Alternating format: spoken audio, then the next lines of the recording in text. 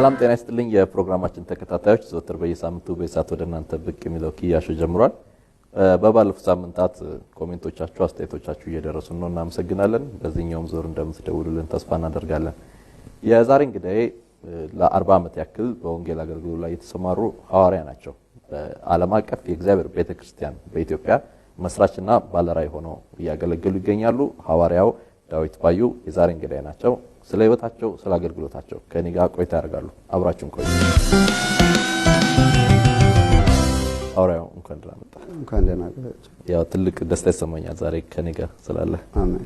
ከህይወትህ ታካፍለን ስለ እኔም ደስ ብሎኛል። ጌታ ይባረክ። አሜን። ቴንክ ዩ። ምናልባት ከቤተሰብህ ቢጀምር ደስ ይለኛል። ባለቤትህም ዘማሪ እንደሆነች አውቃለሁና። አሜን። ጌታ ይባረክ።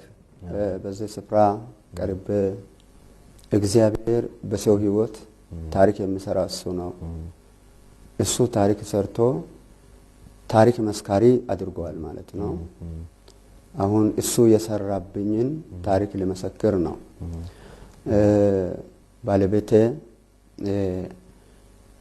ጌታ ባርኳት ጸጋ ስጦታዎች አሏት እና አሁን በቤተ ክርስቲያን ኦፊሻሊ የምትጠራው ወንጌላዊት ተብላ ነው። ነቢይት ናት፣ ዘማሪት ናትና በእነዚህ በሶስቱ ታገለግላለች። ሌላው ታስተምራለች። እንግዲህ እሷና እኔ የተገናኘነው ያው በደርግ ዘመን በነበረው ስደት አብረን ስንጸልይ ስናመልክ ስናገለግል በዚያው ነው። እንደ እግዚአብሔር ፈቃድ ተዋወቅን፣ ተጫጨን፣ ያው እንደ ሰው ተጋባን። 1982 ዓመተ ምህረት መስከረም 6 ተጋባን። ያው አብረን አሁን እያገለገልን ነው ያለነው። 6 ልጆችን ወልደናል። እነዚህ ልጆች አሁን የራሳቸውን ትምህርት ተምረው አንዳንዶች የራሳቸውን ስራ እየሰሩ ወንጌልን ከኛ ጋር እያገለገሉ ናቸው። ሌሎች ገና ህፃናት የሆኑት እየተማሩ ናቸው። ያው አንድ ሴት ልጅ አለችን፣ 5 ወንድ ልጆች አሉን።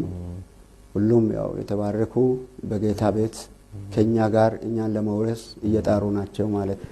አሁን እሷ በወንጌላዊነት ታገለግላለች ባለቤት አማሩና ነቢይትም እንደሆነች ነግረናል። በዝማሬም ታገለግላለችና እዛ ክልል ላይ ደቡብ አካባቢም አንዳንድ ሰዎች ሲነግሩኝ ያንተ ተጽዕኖ ያለባቸው አገልጋዮች ገጥመውኝ ያውቃሉ።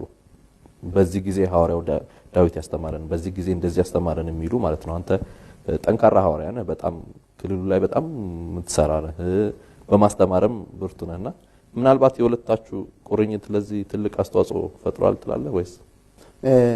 ያው በወቅቱ የነበረው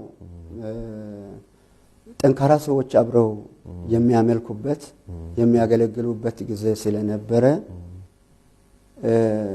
በጣም ጠንካራ ተብለው በደርግ ዘመን ከነበሩ ሴቶች አንዷ ነች። የሚበልጥ ህይወት አላት።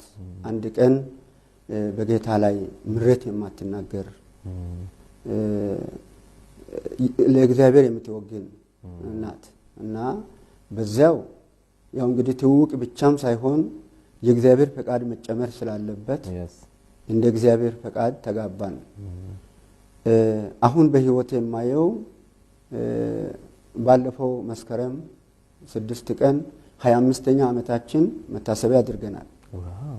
በዚህ በመጣንበት ውጣ ውረድ እግዚአብሔር እሷን ለኔ ባይሰጥ እኔን ደግሞ ለሷ እኔ ባልሆን ጥሩ አይመጣም። የመጣንበት ያለፍንበት ከባድ ነበር መንገዶች። ይሄ በወንጌል ምክንያት ማለት ነው።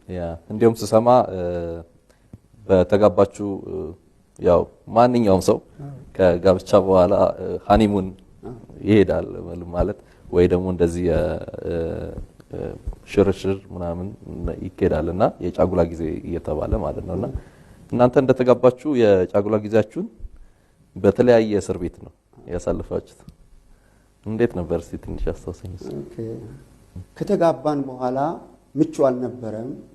የሚሰሙ ወሬዎች እንደምንታሰር እንደምንያዝ ሰዎች የሚናገሩት ብቻም ሳይሆን ጌታም ይነግረን ነበር እንደምንታሰር ይነግረን ስለነበረ መዘጋጀት ነበረብን ማምለጥ አንችልም እግዚአብሔር ራሱ በእኛ መታሰር ሊከብር ከፈለገ አምልጠን የምንሄድበት ስለሌለ እየጸለይን ያለ ጠዋት እንጸልያለን ያው እየጸለይን እንውላለን ጥቂት ቀናት እንዳሳለፍን ያው ሁላችን እዚያው አንድነት እያለን እያመለክን አንድ ይሁድ ዕለት እያለን ነው ተያዘ ስሩ መጣ ተይዘን 19 ወንዶች 3 እህቶች ከባለቤቴ ጋር ሆነን እስር ቤት ገባን ፖሊስ ጣቢያ ተወሰድን እዚያው ተገረፍን እዚያው ወህኒ ቤት ገባን ወህኒ ቤት እንደገባን ሰውያ በሴቶች እስር ቤት ታናሽ እህቴ አለች አንድ እህት አለች እና እነዚህ ባንድ ላይ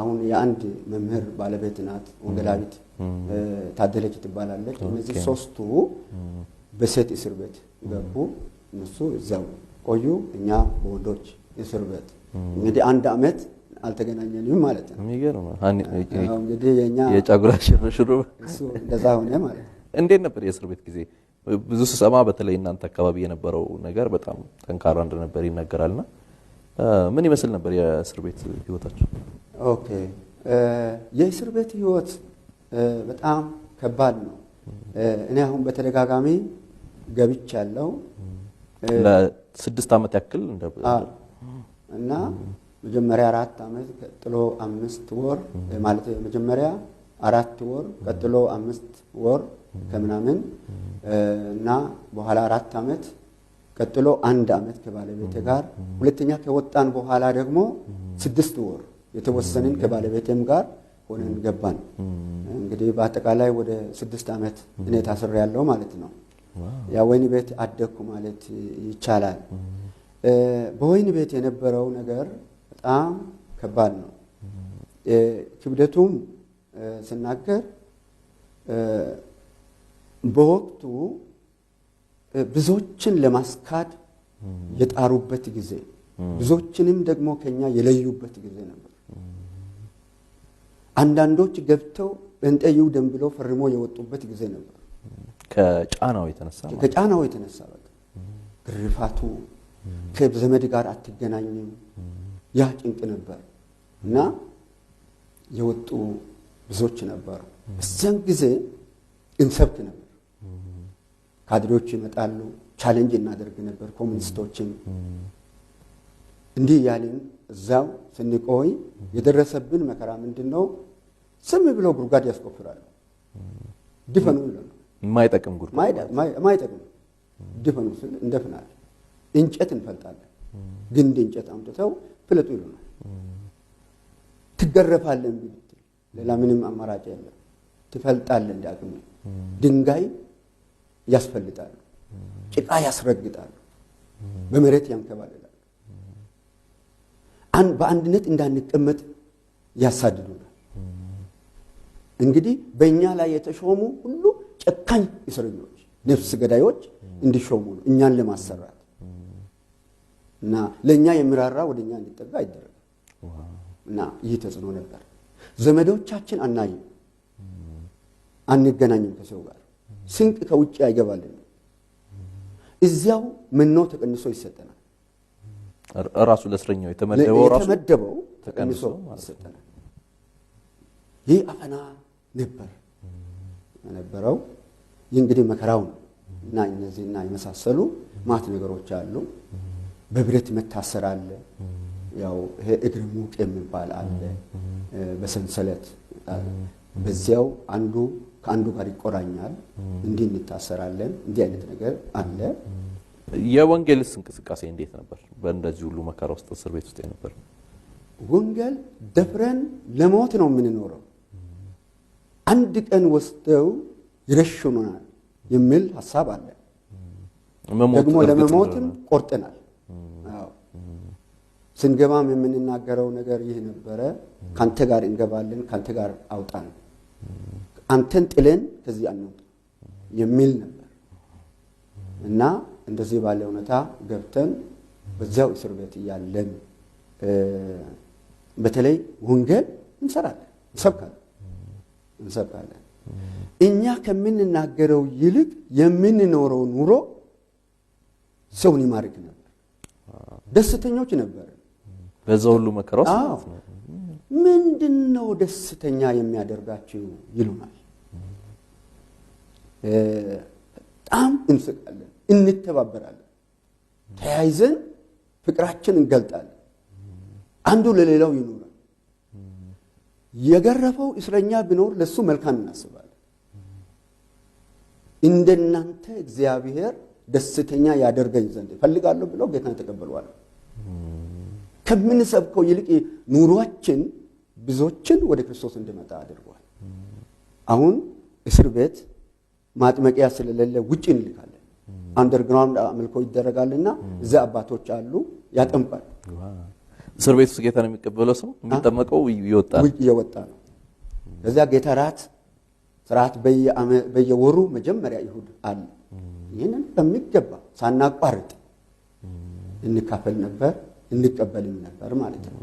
እና እስር ቤት እንደዚህ ነው መከራው ሁኔታ ነፍሳትን በተመለከተ።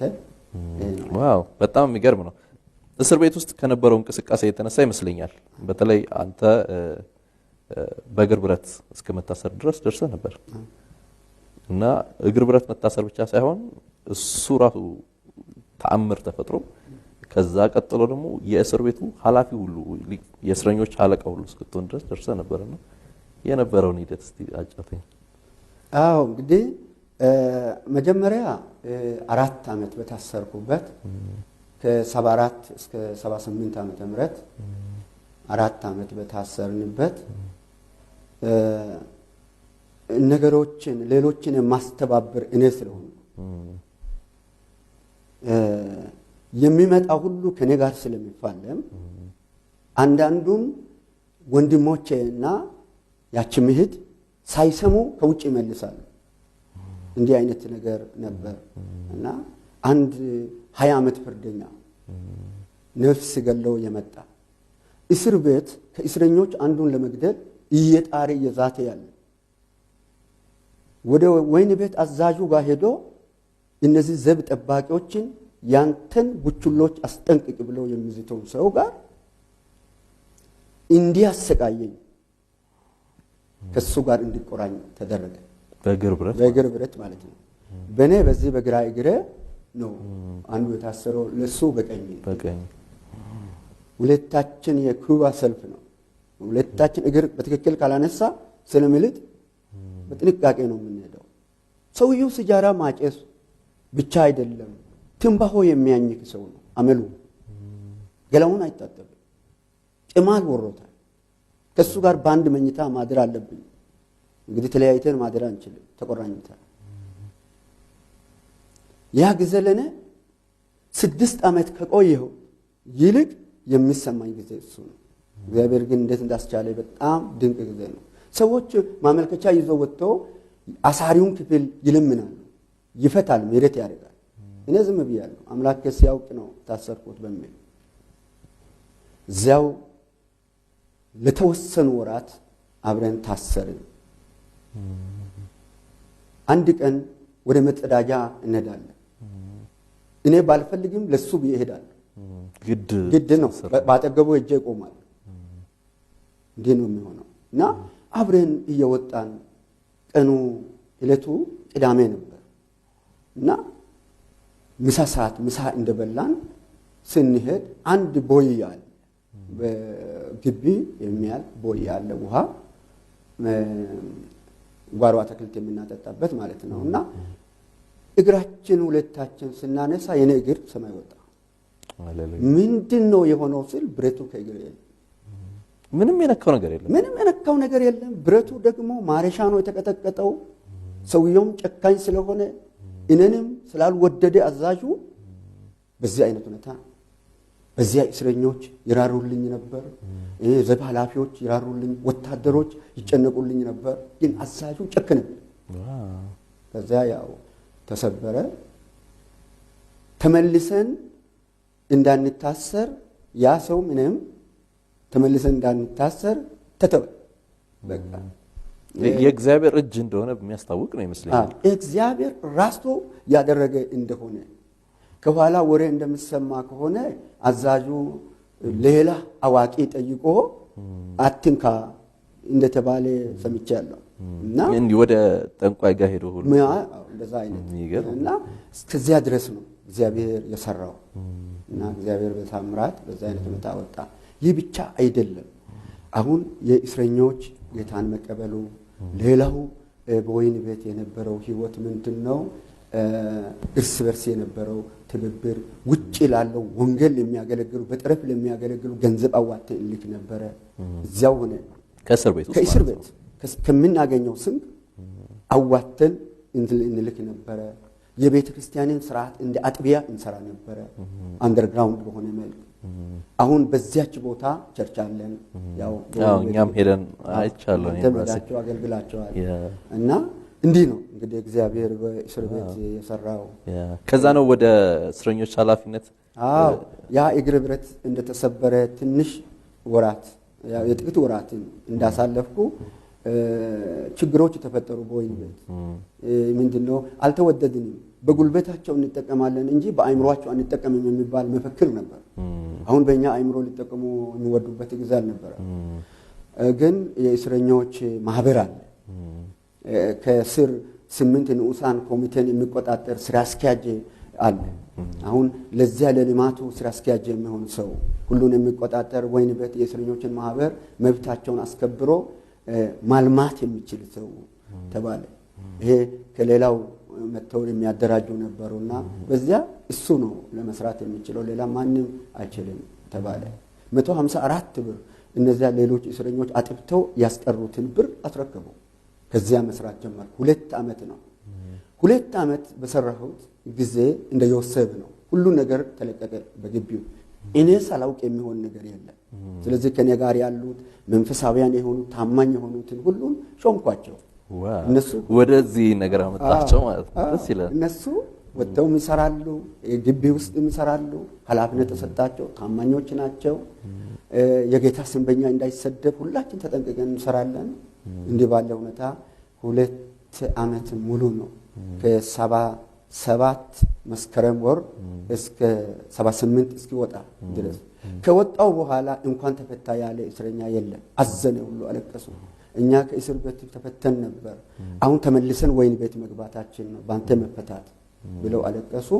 ተመልሼ 1 ዓመት ከውጪ የተመላለስኩ ሂሳባቸውን ሰርቻለሁ።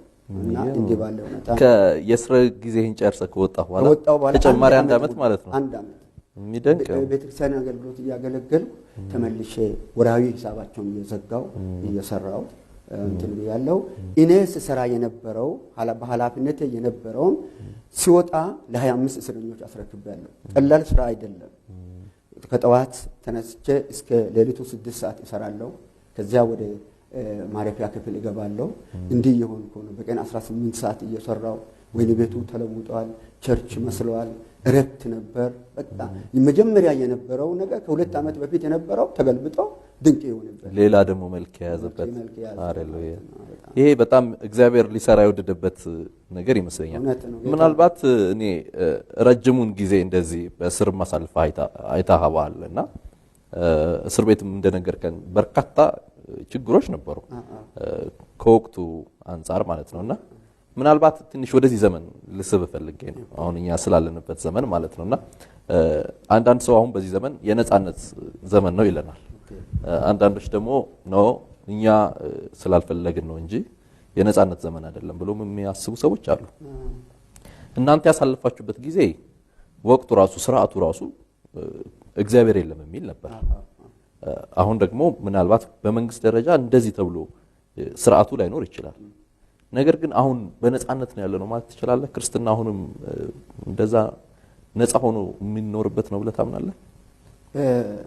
ሐዋርያት ያሳለፉትን ዘመን የጥንቱን ስናስብ እና ቀጥሎ ደግሞ የኦሮም መንግስታት የተፈራረቁባቸው በስደት ያለፉ አባቶቻችን ዘመን ስናይ ያ ቀውጢ ወቅት አልፎ የኦሮማ ቄሳር አጤ ቆስጠንጢኖስ በመጣ ጊዜ ያለ ገደብ ነፃነት ተሰጠ። በዚያ ነፃነት ዘመን ነው ቤተ ክርስቲያን መልክ የለቀቀችው። ብዙዎች እምነትን ክርስቲያን ሆነናል ብለው ገብተው ለቤተ ክርስቲያን የማይወጣ ተራራ የሆኑባት ጊዜ ነበር። ብዙ ቤተ ክርስቲያንን ለማደስ በውስጥ የታገሉ ሰዎች የተገደሉበት፣ በቤተ ክርስቲያን በራሷ አፈና የተመቱበት ያ ትዝ ይለኛል። አሁን የአሁኑ ዘመን ሳይ አንዳንዱ አሁንም ጽድቅ የሚያስከፍለውን ዋጋ ይከፍላሉ። አሁን በትምህርት ቤት ሴት ተማሪዎች አስተማሪው የሚፈልገውን አልሆንም ካለች ለጽድቅ ዋጋ ከፍላ ውጤቷ ዝቅ ብሎ ከትምህርት ቤት ስትባረር ይሄ ጽድቅ የሚያስከፍለው ዋጋ ነው። ከነጋዴዎች መካከል ተመሳሳይ በሆነ መልክ በሙስና ወንጀል ሳያዝ በቅንነት ሳያጨበረብር የሚያልፉ ነጋዴዎች አሉ። ለጽድቅ የሚከፍሉት ዋጋ ነው። መንግስት ሰራተኞችም ቢሆኑ ለወንበራቸው ብለው እምነትን ሳይለቁ በታማኝነት እያገለገሉ ተገምግመው የተባረሩ ለዘብተኛ ነው የተባሉት እነዚህ ጽድቅ ያስከፈላቸውን ዋጋ ከፍለው ነው። ኃጢአት ሰርተው አይደለም። አሁንም ይሰደዳሉ፣ እውነተኛ ሰዎች ይሰደዳሉ። ግን የሚበዛው ችግር የለም ነው የሚለው። አሁን ስብከትም ቢሆን የግሳጤ ስብከት መከራ አለ የሚለው ስብከት ሲመጣ ሰው አይወድም። ይባርካል፣ መሐሪ አምላክ ነው የሚለው በቃ እንዲህ ብለህ ስበክ ነው የሚለው። ሊወቀስ ሊዘለፍ ሊገሰጽ ሰው የማይፈልግበት ነው። ሶስት አይነት ሰዎች አሉ። ፍጥረታዊ ሰው፣ ስጋዊ ሰው፣ መንፈሳዊ ሰው። ፍጥረታዊ ሰውና ስጋዊ ሰው ማለት ፍጥረታዊ ሰው ስጋዊ ሰውንና በጌታ አምኖ ስጋዊ የሆነውን ማለት ነው። ስጋዊ ሰውና መንፈሳዊ ሰው ያሳድዳል። ደግሞ ፍጥረታዊ ሰውና ስጋዊ ሰው አብረው መንፈሳዊ ሰውን ያሳድዳሉ። በክርስቶስ ኢየሱስ እግዚአብሔርን ሊመስሉ የሚወዱ ሁሉ ይሰደዳሉ። የታወቀ ነገር ስላልነካን ነው። ብንነካ እንሰደዳለን። እኛ ስላልፈቀድን ነው። አሁን እንኳን ተገቢውን የጌታን ስራ ይሰራለሁ ካልክ በቤት ትሰደዳለህ። ለጽድቅ ዋጋ ትከፍላለህ። ተቻችለን ስላለን ተመሳስለን ስላለን ባለፈው ዘመን የነበረውን ስደት ዘመን አሁን አንዳንድ አባቶች ሲናገሩ ፋራ ብለዋል። አሁን የአሁኑ ዘመን ታሪክ የላቸውም። ታሪክ አያውቁም። ታሪክ ሊሰሙ አይፈልጉም። የአባቶቻቸውን ታሪክ ደግሞ ሊተርኩ አይፈልጉም። ይሄ ሁሉ ምንድነው? ያለ ስደት እንኖራለን የሚል ምኞት አለ። አሁንም እስቲል ነው። እኔ እስካሁን ድረስ በእድሜ ስደት ከኔ አልተለየም። ምክንያቱም አሁን የገጠሬው መንገድ ስደት ነው ራሱ። ራቡ፣ ጥማቱ፣ አንዳንድ ጊዜ መድረስ የሚገባን ቦታ ሳንደርስ ይመሻል። ሌሊት እንጓዛለን፣ እንንከባለላለን፣ እንቅፋት ይመታናል። ይሄ ሁሉ ምንድነው? መከራ እየተቀበልን ነው። ደግሞ ተጽዕኖ አለ፣ በውስጥም ተጽዕኖ አለ፣ በውጭም ተጽዕኖ አለ። ምናልባት እዚህ ላይ ላነሳል ፈልጌ ነው ሪሊ ከእግዚአብሔር ላይ ካፈለው ይችላል፣ የእግዚአብሔር ባህሪ ላይሆን ይችላል። ነገር ግን ስለ እግዚአብሔር የሚኖረው ግን የግድ ይመስለኛል ማለት የሚከፍለው መሆን አለበትና ምናልባት አንተ የምትመክረን ነገር ይኖራል ብዬ አስባለሁ። ብዙ ወጣቶች ይመለከታሉ ይሄን ፕሮግራም፣ አባቶችም ይመለከታሉ ብዬ አስባለሁና ካለፉት ታሪክ አባቶች አሁን ለዚህኛው ትውልድ ምን ቢያስተምሩት፣ ወጣቶች ደግሞ ምን ቢማር ደስ ይላል? ቤተ ክርስቲያንና ስደት መከራ ያው የተያያዙ ናቸው። ልንላቀቅ አንችልም። ጌታችን ኢየሱስ ክርስቶስ በዓለም እንድንጠበቅ ለመነ እንጂ ከዓለም እንድንወጣ አይደለም። ስለዚህ በዓለም ውስጥ እየኖርን ግን እንሰደዳለን፣ እንጠላለን። እኔን ጠልተውኛልና ይጠሏቸዋል። ዓለም ክርስቶስን ስለማይወድ እኛን ሊወደን አይችልም። ክርስቶስን ካልመሰልን ዓለምን ከመሰልን ብንወደድ እንጂ ክርስቶስን ከመሰልን ሐዋርያው ጳውሎስ የተናገረው ንግግር ይህ ነው። እኔ ያው ከተሰቀልኩበት መስቀል በቀር ሌላ ትምክህት፣ ዓለም ለእኔ ተሰቀለች፣ እኔ ለዓለም ተሰቀልኩ ይላል። እንግዲህ ይህ አስደናቂ ነገር ነው። እንዲህ የሆነው ክርስቲያን ምን ይሆናል? ክርስቶስን እየመሰለ ነው የሚሄደው። ክርስቶስን እየመሰለ የሚሄድ ሰው ይሰደዳል። ክርስቶስን የማይመስል ሁሉ በቤተ ክርስቲያን ውስጥ ሆኖ መንፈሳውያንን የሚያሳድድ ይሆናል። ዓለማዊ ሳይሆን አማኝ ሆኖ ግን አሳዳጅ ፋራይም የሚያዋርድ እግዚአብሔር ቸር ነው የሚል ሁለቱን የእግዚአብሔርን ባህሪያት ያላወቀ እግዚአብሔር ፍቅር ነው፣ ማሪ ነው፣ ቸር ነው። ይህን እናምናለን። በሌላ በኩል ደግሞ እግዚአብሔር ቅዱስ ነው፣ ጻድቅ ነው፣ ቀንዕ ነው። ቅድስናው ስለሚከሰው ይቀጣል። አሁን በፍቅሩ አዳምን መልሶ ለማዳን ልጁን ላከ፣ በቅድስናው ልጁን ቀጣ። እግዚአብሔር የሚባላ እሳት ነው የሚለው ሁለተኛውን ሳያውቁ አንዷን ጎን ይዞ በመሄድ ነው ስደት የለም የሚሉት።